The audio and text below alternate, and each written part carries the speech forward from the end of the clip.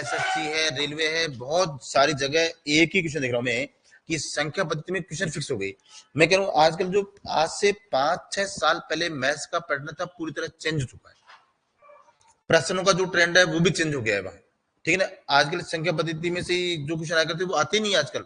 आजकल तो अलग प्रकार का, तो भाजकता का एक क्वेश्चन हर एग्जाम मिल रहा है, चाहे भले आप एसएससी का एग्जाम दो, चाहे भले वहां दो। वहां मैं देख रहा हूँ यहाँ की उनमें आता है कि ऐसी कौन सी संख्या जो 88 से भाज्य है, कितने से, 88 से। अब हमको 88 का भाज्यता का नियम ही नहीं आता है। वो कहता भैया 8 से भाज्य, हमको 8 से भाज्यता का नियम ही नहीं पता क्या होता है। हमको 6 से भाज्यता का नियम ही नहीं पता है। हमको 21 से भाज्यता का नियम ही नहीं पता है। जब हमको ये नियम ही नहीं पता है तो करेंगे कैसे। हमारे गुरुजी ने तो 2-4 रटा रखे हैं वो, और वो 2-4 जो रट रखे थे वो यहाँ करके फेल हो जाते हैं, ठीक है। क्योंकि हमने उनको पढ़ा बिल्कुल बहुत गलत तरीके से पढ़ा। हमने गलत तरीके से पढ़ा, हमने रटा पढ़ा, हमको याद नहीं है। मैथ्स को कभी रटना नहीं है, इनको समझना है। क्या करना है, समझना। आप भी अगर आपको तैयारी अच्छी करनी है तो आप 2-3 बातें ध्यान रखना। सबसे पहले क्या करना है, हमको सुनना है। क्या करना है, सुनना है, ठीक है। फिर हमको यहां पढ़ना है, ठीक भैया, पढ़ना है। और फिर हमको यहां लिखना है। इसको क्या बोलते हैं, इसको डब्ल्यू। मैं कोई बात कह रहा हूं, बिल्कुल आराम से सुनो। वक्ता से श्रोता बड़ा। आजकल सुनना कोई नहीं चाहता है, सब बोलना चाहते हैं। तुम भी बोलना चाहते हो, मैं बोलना चाहता हूँ, सब। मैं तुमको बताता हूँ तो तुम 2 बातें मेरे से भूल जाओगे आप। हर कोई बोलना चाहता है, सुनना नहीं चाहता। अगर हम सुनना शुरू कर दें, समझ लो हमारी जिंदगी की काया ही पलट जाए, ठीक है ना। और सुनने की समस्या हर घर के अंदर है। किसी घर से पापा से बात करो, क्या करें यार, बेटे सुनते नहीं है आजकल हमारी, है। बेटे से बात करो, यार क्या करें, मेरे बाप सुनते ही नहीं है। किसी एम्प्लॉय से बात करो, अरे यार ऐसा है, हमारा बॉस सुनता ही नहीं किसी की। बॉस से बात करो, अरे यार हमारे एम्प्लॉय ऐसे सुनते नहीं है। बीवी से बात करो, क्या करें, मेरे तो घर वाले ऐसे पता नहीं क्या है, वो सुनती नहीं है मेरी। आदमी से बात करो, मेरी बीवी पता नहीं कैसे सुनती नहीं है। किसी से बात कर लो। और टीचर से बात करो, क्या करें, बच्चे सुनते नहीं है या नहीं, बताओ। तो बीमारी कहां गई, घूम फिर करके सुनने पर आ गई। तो अगर हम सुनना शुरू कर दें तो सारी सारी हमारी समस्या ही खत्म हो जाए। तो सुनेंगे आराम से कि यार हमारे गुरुजी ने क्या बात की, तो हमारी बुद्धि में फिट बैठेगी वो। इसलिए आराम से सुनना है। सुनने की बात कहीं आए, आराम से बिल्कुल बिल्कुल रिलैक्स होकर फिर सुनो क्या कहना चाह रहा है, फिर बोलो। तो कभी कोई समस्या नहीं, नहीं कोई पढ़ने में लिखने होगी। अगर हम आराम से सुनेंगे तो हमारी चीज समझेंगे, हमने गुरुजी ने क्या कहा है, उसको हम पढ़ेंगे फिर लिखेंगे, ठीक है। तो पहले हमको सुनना चाहिए। आज से सुनोगे, चलो देखते हैं। अब हम पढ़ते हैं भाजकता का नियम, ठीक भैया। किसका, तो भाजकता का नियम देखो भैया। दो भैया, 2 से भाजकता का नियम पहले समझना है, उतारना बाद में है। फिर पढ़ेंगे हम कौन सा, 4 से भाजकता का नियम।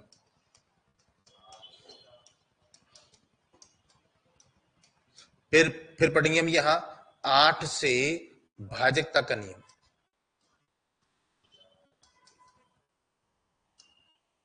और फिर पढ़ेंगे हम यहां 16 से भाजकता का नियम।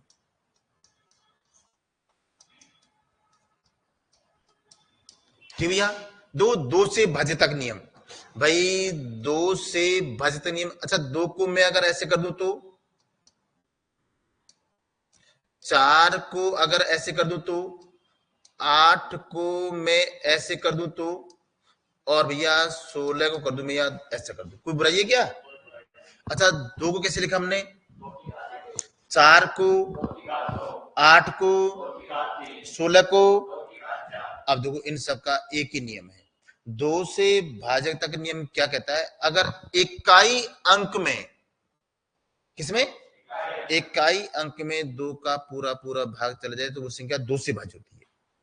4 से भाजक क्या कहते हैं भैया, अगर अंत में 2 डिजिट में, लास्ट की 2 डिजिट में, अरे भाई 2 से था इकाई अंक में, 2 का पूरा पूरा भाग चले तो वो संख्या 2 से भाज्य होती है।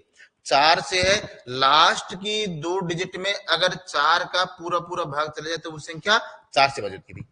अच्छा 8 से क्या भी, लास्ट की 3 डिजिट में 8 का पूरा पूरा भाग चला जाए तो वो संख्या 8 से भाज्य होगी। अच्छा 16 का मतलब क्या है, लास्ट की 4 डिजिट में अगर हम 16 का भाग देते तो वो संख्या पूरी तरह भाज्य। लास्ट की जो 4 डिजिट है अगर 16 से पूरी तरह भाज्य तो वो संख्या 16 से भाज्य होगी। अच्छा 2 का इकाई है, 4 का अंतिम 2, 8 का अंतिम और 16 का कैसे पता लगा आपको, मैंने बताया था इनकी घात से पता लगा है भाई। अब मुझे लगता है आप कभी जिंदगी नहीं भूलोगे। 2 दूना 4 दूना 8 दूना 16 दूना 32, सबका एक ही नियम है। कैसे करोगे याद, पहले पढ़ेंगे 2 का, फिर पढ़ेंगे 4 का, फिर पढ़ेंगे 8 का, फिर पढ़ेंगे 16 का। ठीक है, तो लोगों पहले 2 से भाजकता का नियम पहले जी उतार लो आप किसी खाने में, ताकि जब दोबारा महीने 2 महीने बाद कॉपी खोलो तो आपको याद आ जाए कुछ बातें।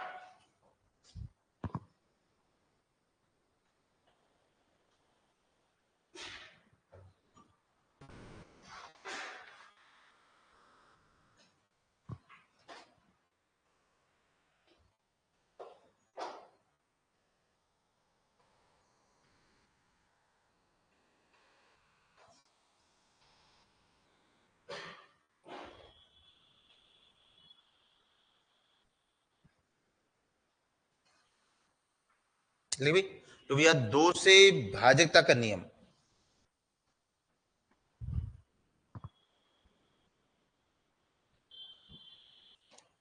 जब किसी संख्या के जब किसी संख्या के जब किसी संख्या के इकाई अंक में जब किसी संख्या के इकाई अंक में 2 का पूरा पूरा भाग चला जाए, जब किसी संख्या के इकाई अंक में 2 का पूरा पूरा भाग चला जाए तो वह संख्या 2 से भाज्य होगी।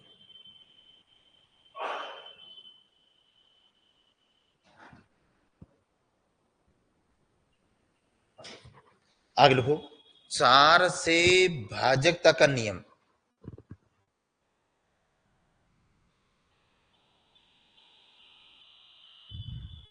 4 से भाजकता का नियम,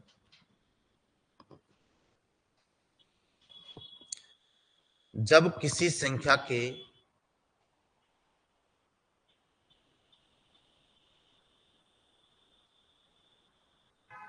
जब किसी संख्या के अंतिम 2 अंकों में जब किसी संख्या के अंतिम 2 अंकों में 4 का पूरा पूरा भाग चला जाए, जब किसी संख्या के अंतिम 2 अंकों में 4 का पूरा पूरा भाग चला जाए तो वह संख्या 4 से भाज्य होगी।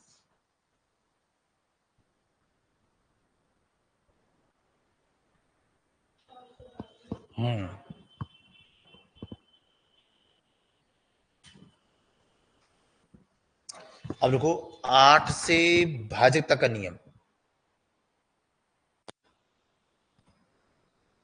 8 से भाजकता का नियम, दो भी जब किसी संख्या के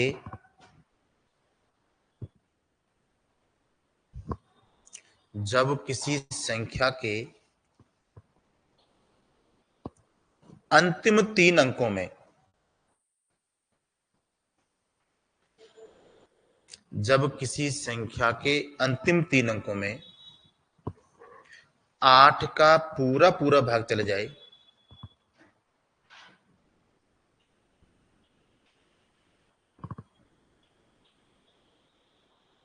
तो वह संख्या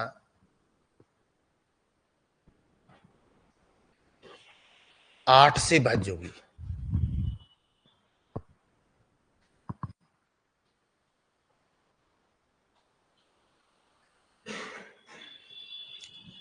अब लिखो 16 से भाज्यता का नियम।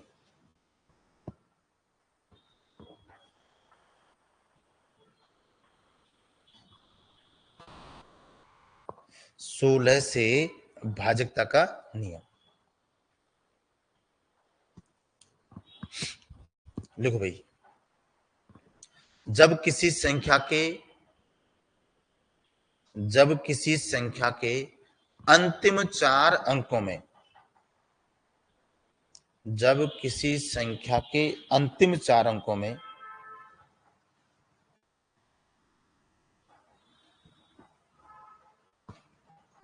16 का पूरा पूरा भाग चले जाए, जब किसी संख्या के अंतिम 4 अंकों में 16 का पूरा पूरा भाग चले जाए तो वह संख्या 16 से भाज्य होगी।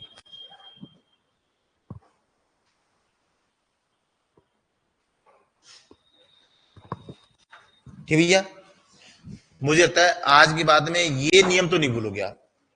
2 का क्या था, 1 का अंतिम भाग चले जाए, 4 का क्या था अंतिम 2 अंकों में, 8 का अंतिम 3 और 16 का अंतिम।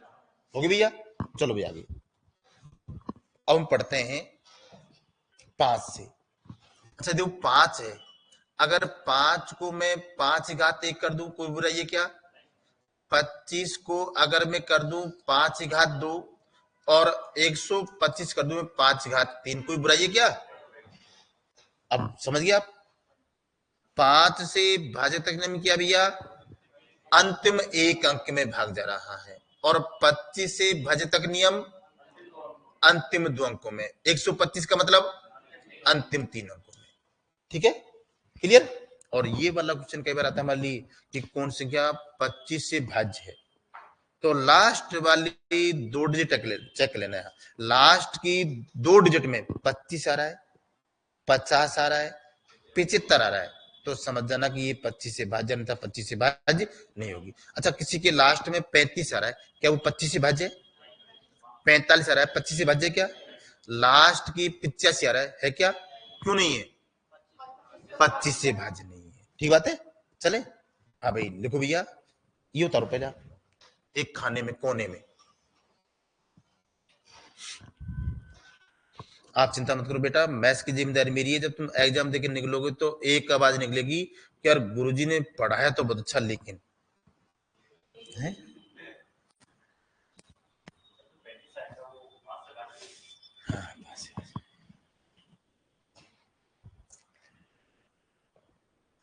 अभी तो देखना, मैं कह रहा हूं नौकरी तो हमारी चुटकियों में लग जाती है, पता ही नहीं लगता है। तुम नौकरी के पीछे तुम नहीं, तुम्हारे पीछे नौकरी घूमेगी। तुम मेरे पास ज्वाइन लेटर लेके आओगे, गुरुजी कौन सी ज्वाइन करूं, ये वाले ज्वाइन करूं, ये वाले ज्वाइन करूं, ये वाले ज्वाइन करूं, ऐसे आओगे मेरे पास में आप। बट आओगे कब? जब मैथ्स और रीजनिंग अच्छी करेंगे। अभी बहुत सारे बच्चे थे, एग्जाम सब देते हैं, पशु परिचर का एग्जाम दिया था बहुत से बच्चों ने, यहाँ कहते हैं नहीं नहीं मैं तो नहीं दूंगा एग्जाम, मैं नहीं भरूंगा, भरते सब हैं, सब गिने वाले आईएएस की आरएस की तैयार कर रहा है, सब भरे। अभी 4th क्लास की वैकेंसी आई है, फॉर्म सब भरेंगे, बताएगा कोई किसी को नहीं, और पटवार का फॉर्म सब भरते हैं। और पशु परिचय में देखा, अरे यार गुरुजी मेरे जीके मेरे ऐसी है, मैं तो जीके को फाड़ दूंगा, मैं ऐसे फेंकते हैं भाई साहब, खतरनाक तरीके, इसको तो मैं ऐसा कर दूंगा। और मैथ्स कितनी शानदार आई, सब फुस हो गए। वो नहीं तो पेपर देखना, भी थोड़ी देर पहले घटना है ये, अभी आरएस का पेपर हुआ परसों। अरे जीके तो मेरी ऐसी है, मैं ऐसा करूंगा, मैं 6 साल से जीके पढ़ रहा हूं मैं, सबके तोते उड़ गए। और सिलेक्शन किसका होगा? जिनकी मैथ्स और रीजनिंग अच्छी है। बच्चे कह रहे गुरुजी मैथ्स बहुत अच्छे लेवल का आई है, बहुत अच्छे लेवल की नहीं, बहुत बढ़िया आई है। अगर तुमने कि मैथ्स और रीजनिंग पढ़ी होती तो तुम ये बात कहते नहीं मेरे से। एक बार जाके पढ़ो सी तुम एक बार, होते ना। अभी तुम्हारे पटवार के हैं, तुम्हारे ऐसे रेलवे पेपर दिखा ना तुम यहाँ, अरे गुरुजी मैं ऐसे करूंगा, सिलेक्शन मैथ्स और रीजनिंग कराई। आप भले इस बात को स्वीकार करो चाहे नहीं करो, मैं तो जानता हूं, अब तुम पता नहीं जानते नहीं जानते हो। लोग आगे 5 से भाज्यता का नियम।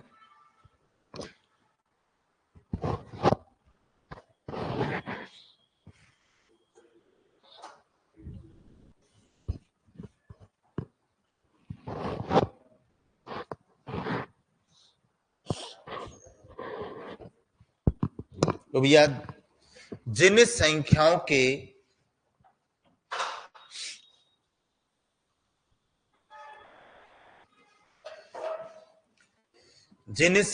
के इकाई अंक में, जिन संख्याओं के इकाई अंक में 5 का पूरा पूरा भाग चले जाए,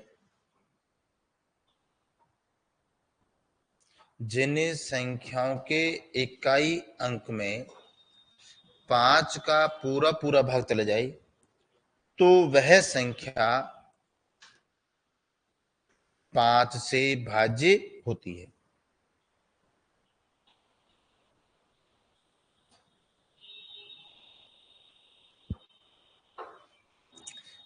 अब लिखो 25 से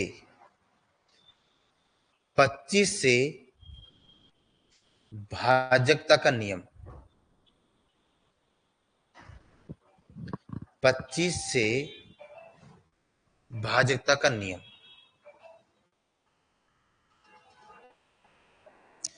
जिन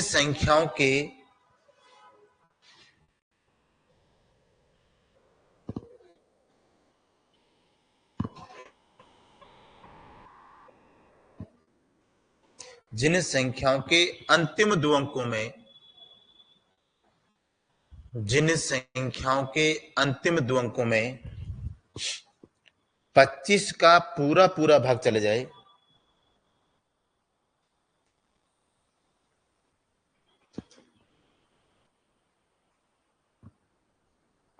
तो वह संख्या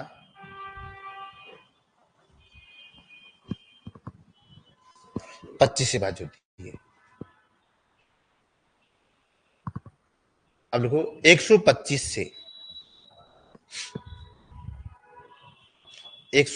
से भाज्यता का नियम।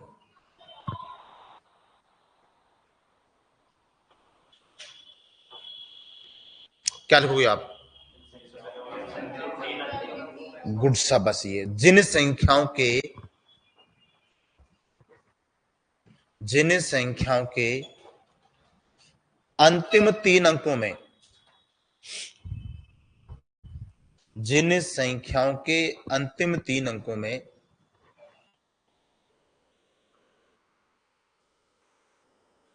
जिन संख्याओं के अंतिम तीन अंकों में 125 का पूरा पूरा भाग चले जाए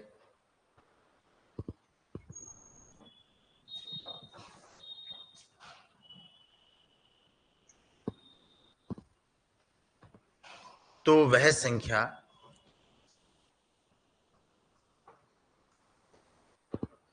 125 से भाज्य होगी। ठीक बात भैया? देखो हमने 2 का, 4 का, 8 का, 16 का पढ़ लिया, 5 का, 25 का और 125 का पढ़ लिया। अब ये तरीके से मुझे लगता है कि कभी जिंदगी में भूलोगे भी नहीं आप। ठीक है, आगे चलो भैया। अब पढ़ते हैं यहां 3 से भाज्यता का नियम। किससे भाई? 3 से।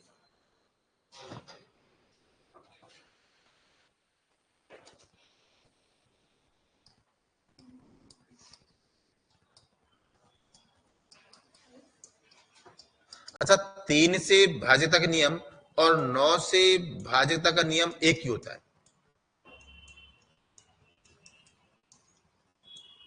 अच्छा, 3 से क्या होता है भैया? जब वो उस संख्या के अंकों के योग में, संख्या के अंकों के योग में 3 का पूरा पूरा भाग जा रहा है तो वो संख्या 3 से भाज्य होगी।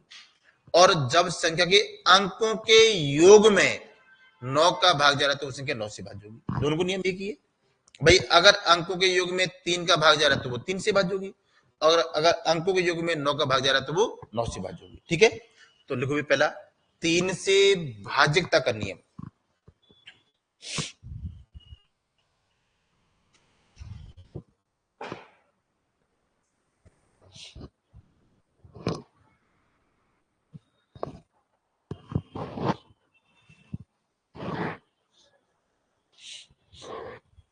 देखो, जब उस संख्याओं के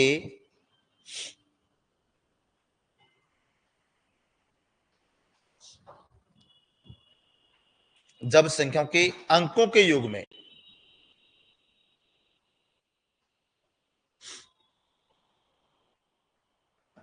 जब उस संख्याओं के अंकों के योग में 3 का पूरा पूरा भाग चला जाए,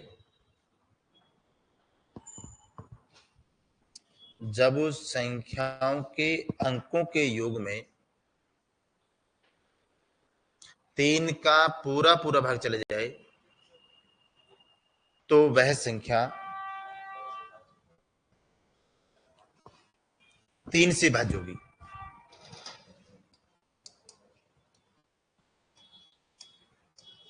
भाई बताओ, ये संख्या 3 से भाज्य है या नहीं है? तो मैं क्या करूंगा, यहां मैंने यहां भाई 5 plus 7 plus 9 plus 8 plus 6 plus 4 कर दिया। 5 7 12 और 9 21 और 8 29, 29 और 6 29 और 6 35 और 4, क्या ये संख्या 3 से भाज्य है भाई? कैसे पता लगा? और जोड़ लो, यहाँ 3 का पूरा भाग चला जाए कितने बार? 13 बार। उतार लो जैसे।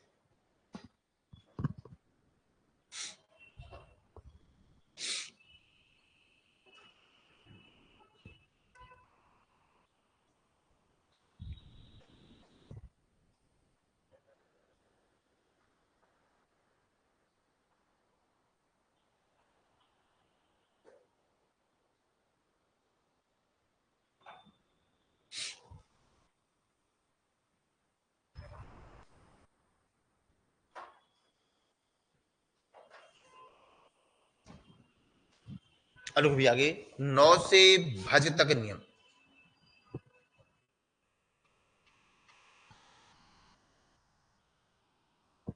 नौ से भाजकता का नियम। जिन संख्याओं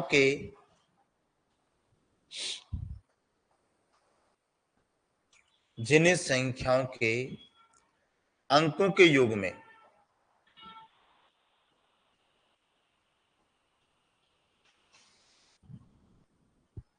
9 का पूरा पूरा भाग चला जाए,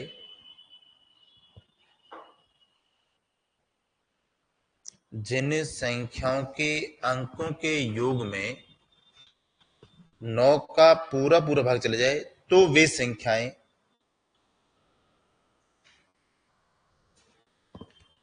9 से भाज्य होती हैं। हो गई? 3 का और 9 का दोनों का सेम है भी यहां। अब चलते हैं आगे 6 से। कैसे, मुझे बताओ, क्वेश्चन कैसे पूछेगा? कैसे पूछेगा? दोनों कैसे आएंगे? फिर कैसे क्वेश्चन कैसे पूछेगा वो? दोनों है तो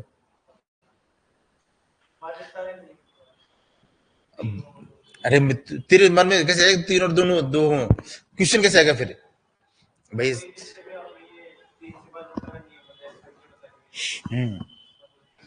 कहेगा कि ये संख्या निम्न से किससे भाज्य है, किससे भाज्य वहां, तो उसके अंकों के योग में 3 से भाज्य होगी और 9 से रहा। जो संख्या 9 से भाज्य होगी वो 3 से भाज्य होगी, पर जरूरी नहीं कि जो संख्या 3 से भाज्य वो 9 से भाज्य हो। ये संख्या कहां गई? ये संख्या 3 से भाज्य है, क्या 9 से भाज्य है ये? भाई 9 चौक 36 नहीं है वहां, तो देगा वो क्वेश्चन में। चले हाँ भाई नेक्स्ट। हाँ भी आगे, चलो भी आगे। अब भैया 6 से भाजक नियम किसका? अब 6 से भाजकता का नियम।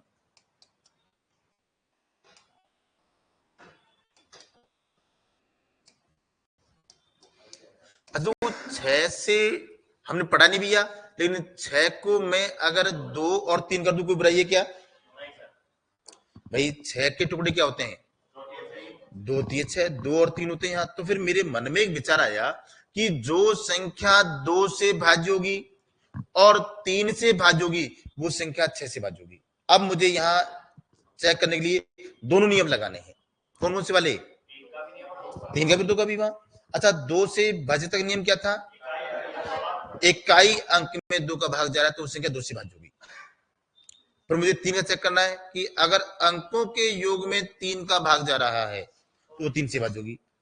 तो अगर वो संख्या दोनों से भाज्य है तो भाई वो 6 से भी भाज्य होगी। ठीक है, देखो जो संख्या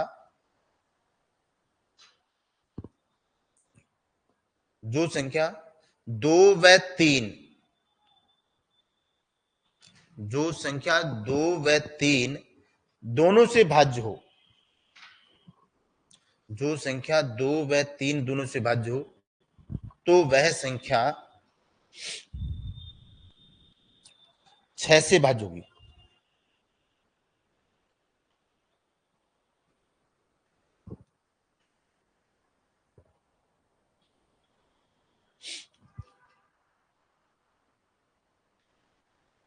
अच्छा आगे लिखो, 12 से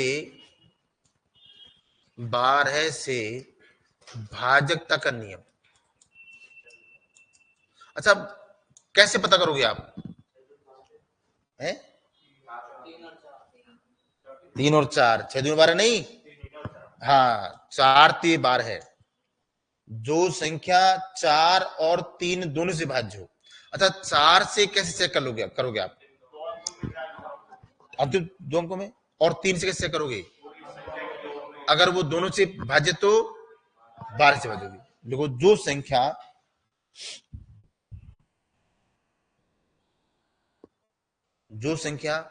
4 व 3, जो संख्या 4 व 3 दोनों से भाज्य हो, जो संख्या 4 व 3 दोनों से भाज्य हो तो वह संख्या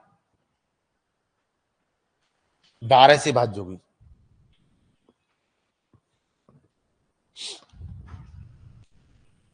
ठीक है, अच्छा तो कोई संख्या 24 से भाज्य कब होगी?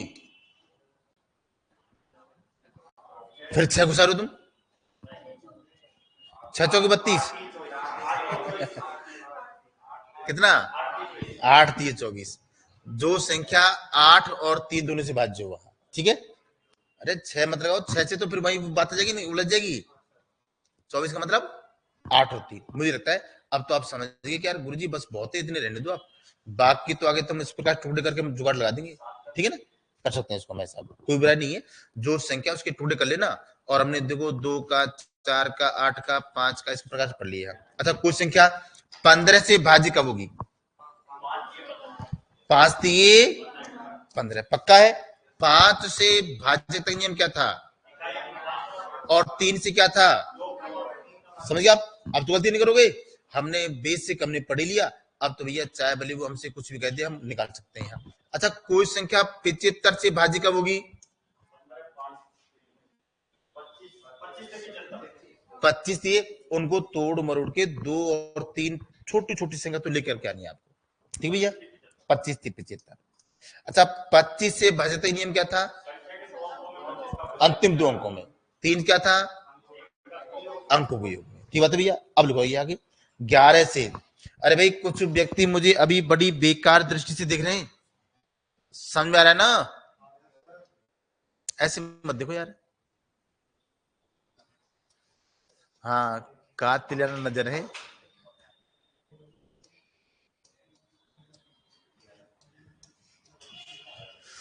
हाँ भाई देखो 11 से भाजक नहीं, बड़ा अजीब है यहाँ, पहले समझना है।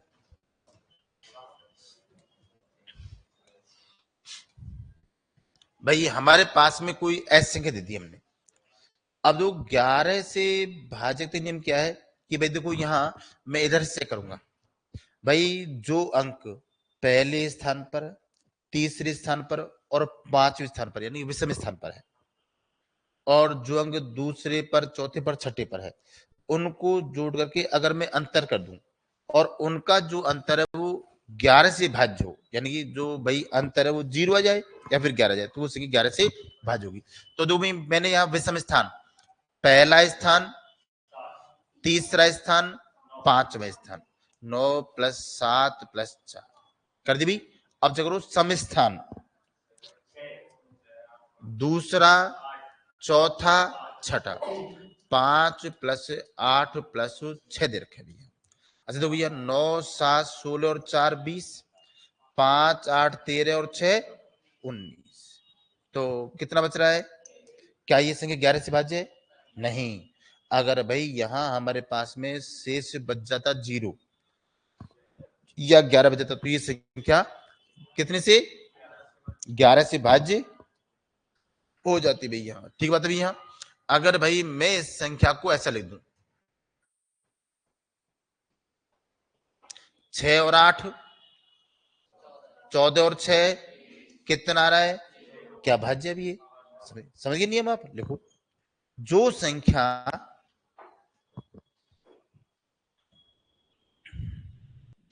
जो संख्या विषम स्थान वाले अंकों के योग, नहीं नहीं नहीं नहीं, ऐसे बोला, ऐसे कैसे रखोगे? जो संख्या को हटाओ आप, जो संख्या को हटा दो, कैसे लिखेंगे? विषम स्थान वाले अंकों के योग, विषम स्थान वाले अंकों के योग, विषम स्थान वाले अंकों के योग और सम स्थान वाले सम स्थान वाले अंकों के योग का अंतर 0 या 11 हो,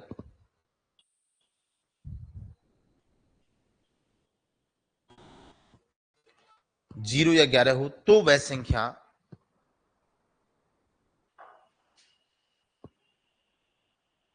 ग्यारह से भाज्य होगी।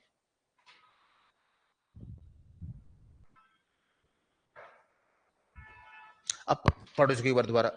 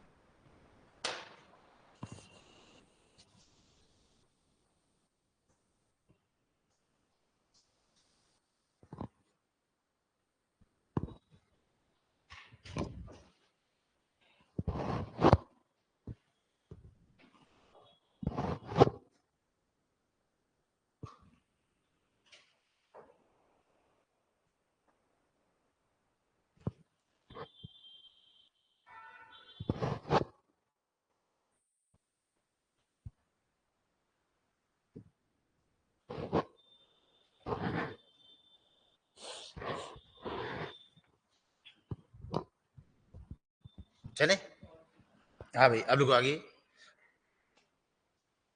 हमने 11 पढ़ लिया। अब सोचो कि अगर मैं कह दूं कि भैया कोई संख्या 88 से भाज्य कब होगी? जब वो 11 और 8 से भाज्य हो। 11 का नियम पढ़ लिया, 8 का जानते हो आप। अच्छा कोई संख्या 99 से कब भाज्य होगी? जब वो 11 और 9। अच्छा 9 से भाज्य तक नियम क्या था? अंकों के योग में 9 का भाग जा रहा है, और 11 का हमने पढ़ लिया। ठीक है, हिंट के लिए लिख लो एक बार आप, 88 से भाज्य तक नियम। मैं बार बार जोड़ रहा हूं, आजकल ऐसा क्वेश्चन जरूर आ रहा है कि कोई संख्या दे दी और उसमें एक्स और वाई लिख दिया कि ये संख्या 88 से भाज्य है। 88 से भाज्य कब होगी? जब वो 11 8 से होगी। 99 से 11 और 9 लिखो भी, 88 से जो संख्या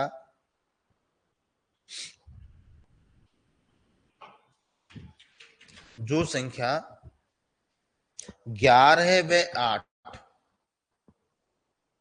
जो संख्या 11 व 8 दोनों से भाज्य हो,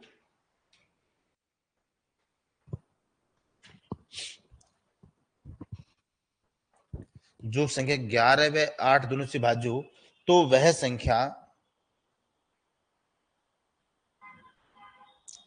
88 से भाज्य होगी।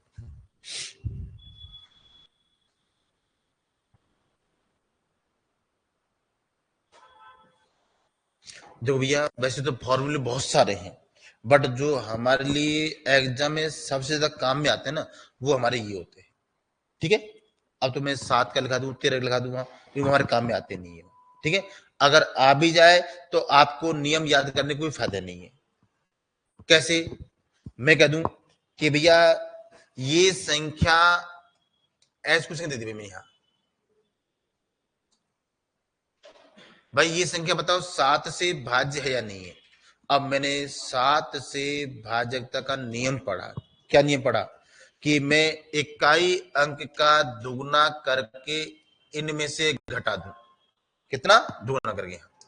तो भैया घटाओ, तो यहां आप तो इकाई अंक का दुगना करके बाकी संख्याओं में से घटाते रहो, और लास्ट में जो बच जाए ना, अगर उसमें उसका भाग जा रहा है तो 7 से भाज्य नहीं है। दो तो कैसे? 9 दून 18 है, तो 8 4 12 है, 5 8। सही है भाई? अब करो फिर इसका दुगना, 8 7 आ गया, 7 आ गया।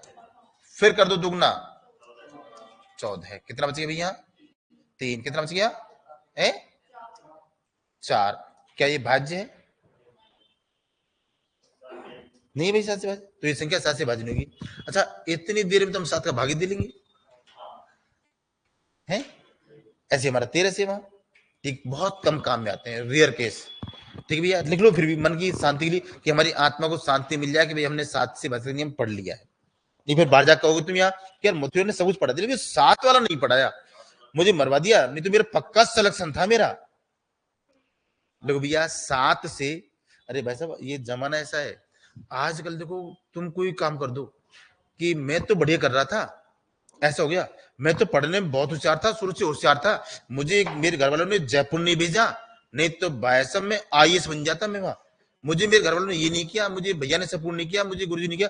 आजकल लोगों में देखा, कई बार बात करता हूँ मैं, बहाना बहुत है, खुद जिम्मेदारी कोई नहीं ले रहा है कि मेरी कमी है, गलती वहां, हमारे घर वाले सब कुछ सपोर्ट कर रहे हैं वहां। तो कई बार क्या कि, और देखना कभी भी देखना, जो व्यक्ति, मैंने आपसे कोई बात पूछी, आप मुझे फटाफट रिप्लाई दोगे कि हाँ गुरु जी गलती होगी, मैंने नहीं किया, बस कहानी खत्म है, तो वो बच्चा जिंदगी में बहुत आगे बढ़ेगा। वो मुझे यार तुम कल पढ़े नहीं आए, मैं गया था, मैं वहां से ऐसे चला गया था, मैं फिर वहां से ऐसे हो गया, मैंने कहा तुमने काम नहीं किया उम्र की? नहीं, मैं मम्मी के पास वहां चला गया था, बुआ जी के चला गया था, शादी में चला गया था, ये बहाने होते हैं ना। और आपकी बात नहीं, 99% व्यक्तियों की बीमारियां जी, अगर वो बहाना बनाना बंद कर देना, तो कभी जिंदगी में उनको असफलता का मुंह देखना ही नहीं पड़ेगा। अभी एक बच्चा आता है, बहुत अच्छा बच्चा है वो, आप उससे कोई बात पूछो, मैं कह रहा हूँ वो व्यक्ति मेरे दिल को छू गया, वो कोई बात पूछो उससे बिल्कुल फट से रिप्लाई देता है, अच्छा नहीं से नहीं आया, हाँ या ना रिप्लाई देता है वो। और हाँ या ना रिप्लाई व्यक्ति देता है ना, वो जिंदगी में, आप कह रहे हो चाहे ये व्यक्ति जिंदगी में बहुत आगे जाएगा। मैं तुमसे कोई बात हो, तुम हाँ ना रिप्लाई दे नहीं पाओगे, तुम क्या कहोगे? नहीं गुरुजी मैं वहां चला गया था, फिर मैं ऐसे आ रहा था, उसमें ऐसा हो गया था, होते नहीं बहुत व्यक्ति। तो ये बहाना, जिंदगी में बहाना कभी नहीं बना, बहाना बनाने से क्या होता है, हमारी हैबिट खराब होती है, हम अपने काम से भागते हैं, बहाना कभी नहीं बनाना है। सीधी साफ सुथरी बात करो यार। हाँ, मैंने पूछा क्या तुमने कल, तुमने ये होमवर्क नहीं किया, तुमने ये, गुरुजी नहीं किया। अब तुम मुझे बहाना बनाओगे, यार गुरुजी मैं कर तो रहा था, वो अचानक लाइट चली गई,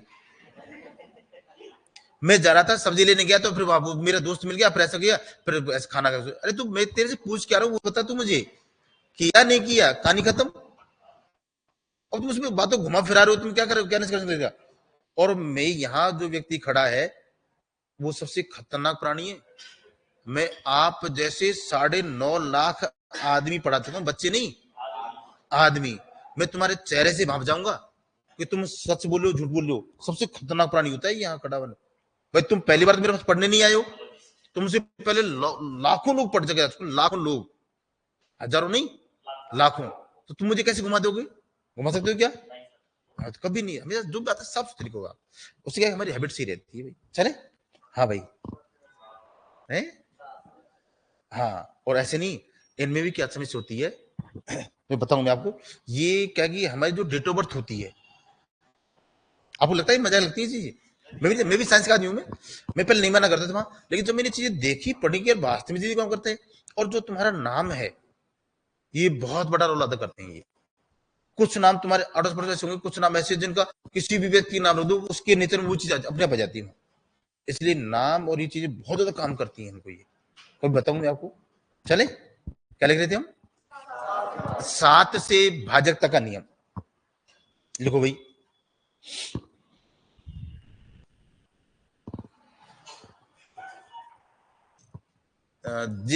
एक ऐसा करो आप, इकाई अंक को, इकाई अंक को दुगना करके, इकाई अंक को दुगना करके, इकाई अंक को दुगना करके शेष संख्या में से, शेष संख्या में से घटाते जाएं, शेष संख्या में से घटाते जाएं, और अंत में बची संख्या में, और अंत में बची संख्या में 7 का पूरा पूरा भाग चले जाए, तो वह संख्या 7 से भाज्य होगी।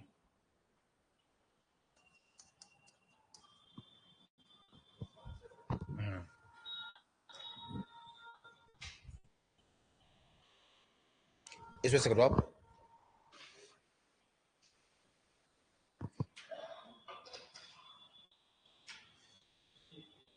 है भाई।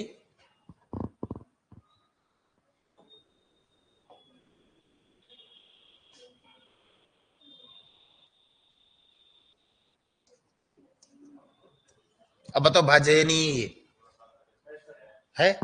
उतार लो इसको आप। ये मैंने 7 से भाज्य कर दी, पहले थी नहीं।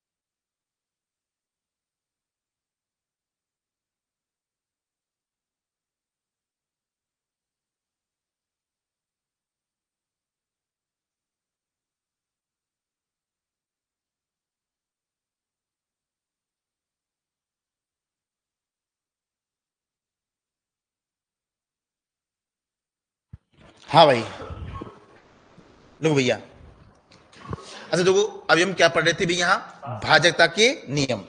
अब चलो भैया आगे,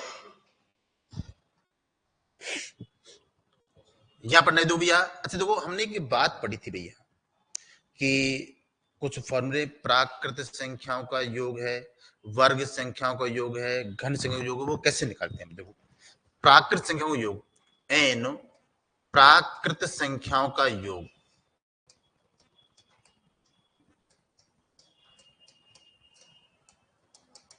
अच्छा, प्राकृत संख्याओं का योग कैसे निकालते हो।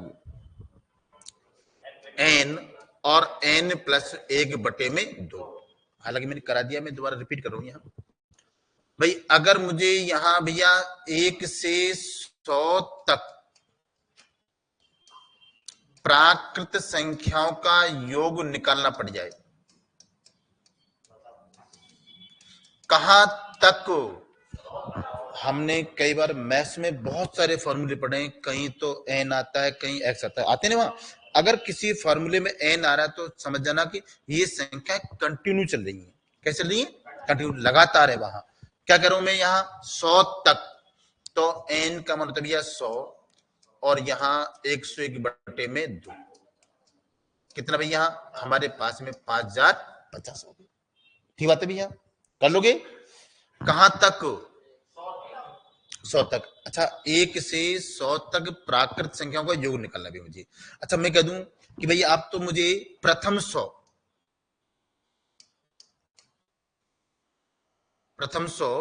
पूर्ण संख्याओं का योग बताओ।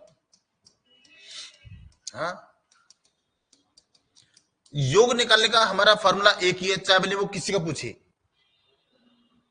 मैंने क्या कहा आपसे यहाँ, प्रथम 100 पूर्ण संख्याओं का योग।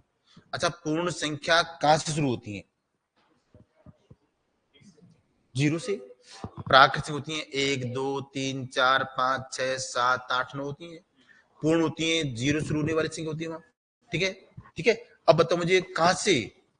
अब इसमें क्या करेंगे पता है, इसको बच्चे 99% करके आएंगे गलत, वो सीधा 100 कराते हैं वहां। तो समझ में नहीं आता यहाँ कैसे, 0 1 2 3 करते करते, और भैया 99 पर ही होगी उनकी 100 संख्या। तो एक है, 2 है, 3 है, 4 प्रकार से ये 99 हो गए भैया 100 तक। कहां तक, अब देखो इसमें यहाँ, तो भी करो यहाँ 99 और बटे में 2 आ गए भी यहाँ 50 है, 0 5 9 45, और कितना भी यहाँ 4950 है। ठीक है, उतार।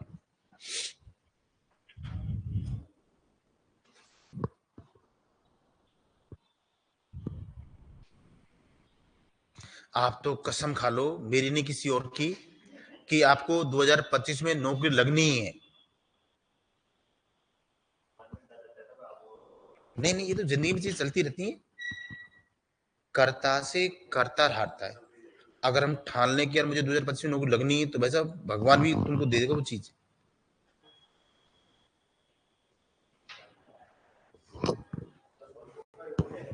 हाँ,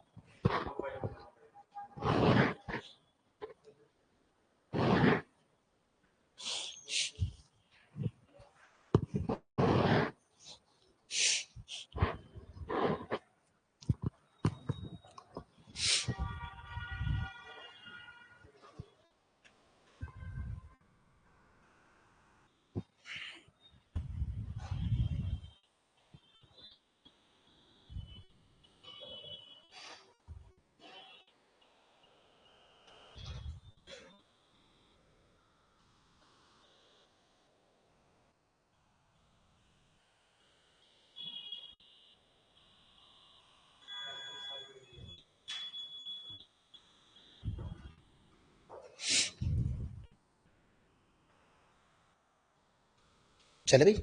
हाँ भाई,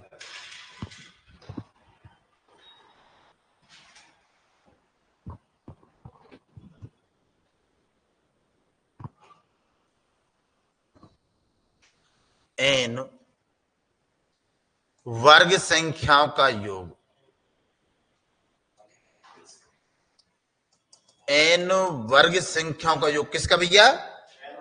वर्ग का ये तो भैया एन और एन प्लस वन और 2n+1 बटे में 6 होता है। भाई अगर मुझे पता करना पड़ जाए भैया 1 का वर्ग है, 2 का वर्ग है, 3 का वर्ग है, और अगर भाई मुझे 10 तक का पता करना पड़ जाए, कहां तक?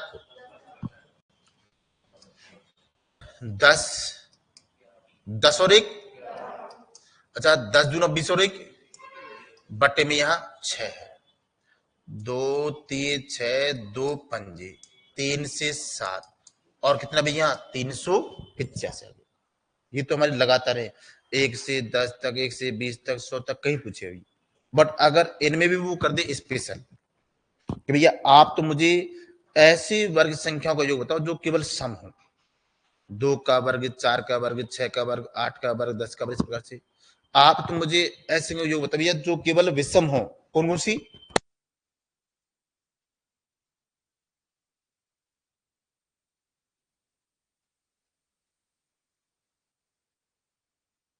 चले, अगर भाई केवल एन सम या विषम हो,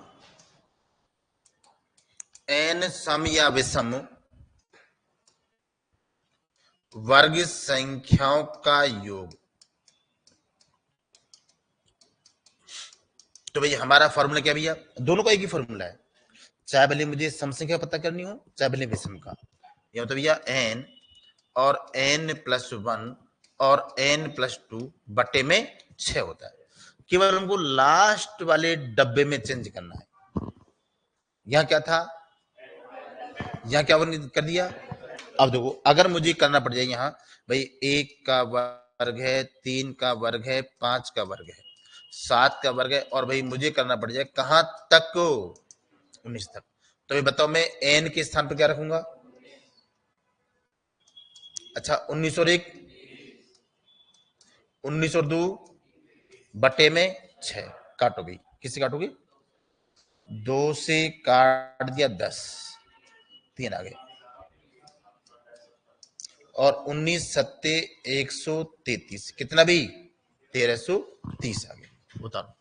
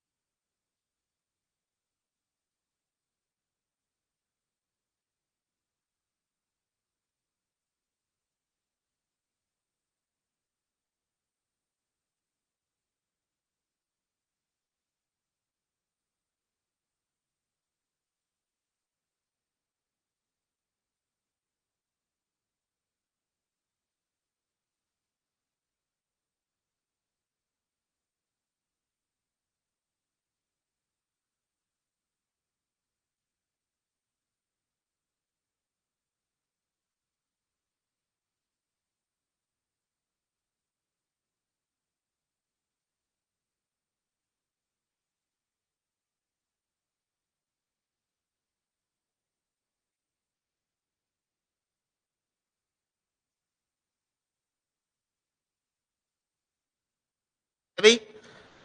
हाँ भाई, चले भाई।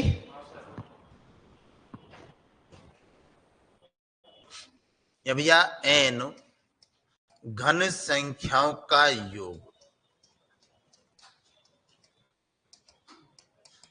अच्छा, अभी पिछले वाले में क्या पढ़ा था अभी हमने? वर्ग। यह क्या पढ़ रहे हैं हम? घन। घन संख्याओं का योग क्या होता है? फॉर्मूला एन, एन प्लस एक बटे में दो। किसका फॉर्मूला था ये? अभी पढ़ा था हमने। क्या था? प्राकृत संख्याओं का योग निकालने का फॉर्मूला था, और मैंने कर दिया इसका होल स्क्वायर। तो भैया अब मेरे पास में क्या बन गया? ये घन संख्याओं का योग निकालने का फॉर्मूला बन गया। कब बना? अब भैया करो, यहाँ एक का घन है, दो का घन है, इस प्रकार से, और 10 का घन है। यहाँ 10 11 है, दो, दो से 5, और भाई देखो यहाँ 55 का वर्ग हो गया। 5 का वर्ग 25, और 5 से 30 कितना भैया? 3025 से।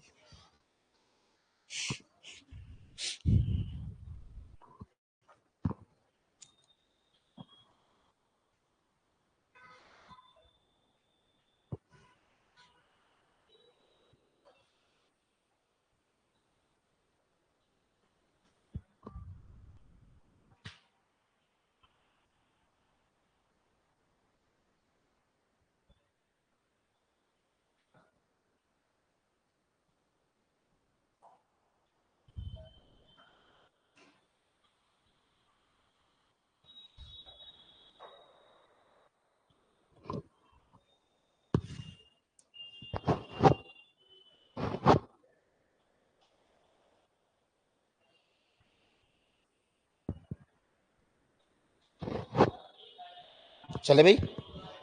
हाँ भाई, अरे मैंने यहाँ फटाफट वर्क कर दिया भाई। मैंने कहता क्या कहते पता है? 5 का वर्ग 25, 5 से 30। अगर मुझे यहाँ 65 का वर्ग करना पड़ जाए, 75 का वर्ग करना पड़ जाए, 85 का वर्ग करना पड़ जाए, यहाँ करना पड़ जाए, क्या विशेषता है इनमें? सब में 5 आ रहा है, अरे नहीं आ रहा है? तो ये हमको ट्रिक आनी चाहिए कि मुझे फटाफट मल्टीप्लिकेशन करना है यहाँ। अच्छा, 5 का वर्ग 25। अब जो अंक बचा है ना, इसको इससे ठीक बड़े वाले से कर दो मल्टीप्लाई। 6 है, 6 से बड़े वाला अंक क्या होता है? क्या होता है? तो करो, 6 7 42। 5 का वर्ग 7, 7 8 56। 5 का 8 90 72। 5 का 9 गुणा में कितना हो गया? 90 हो गया। कर लोगे? है ना इजी? अब बताओ, आपको ये इजी लगा सरल लगा? चलो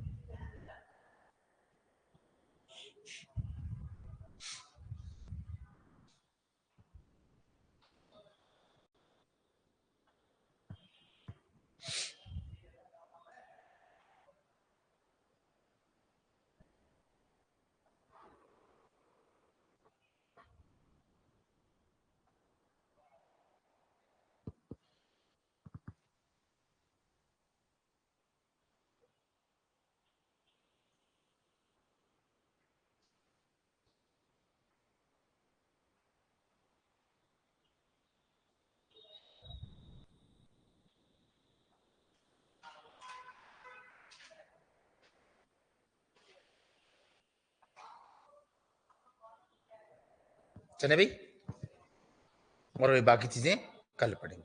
अब देखो, मैंने आपसे भाई जो चीज हमने पढ़ी है, कल से हम शुरू करेंगे पहला क्वेश्चन जो भी देखा है। ये चीज आप घर जाकर के किसी दूसरी कॉपी में जरूर उतार करो, जो बोलते फेयर। कभी तुमको दोबारा कॉपी देखने की जरूरत पड़े तो वो चीज आसानी से समझ में जाए।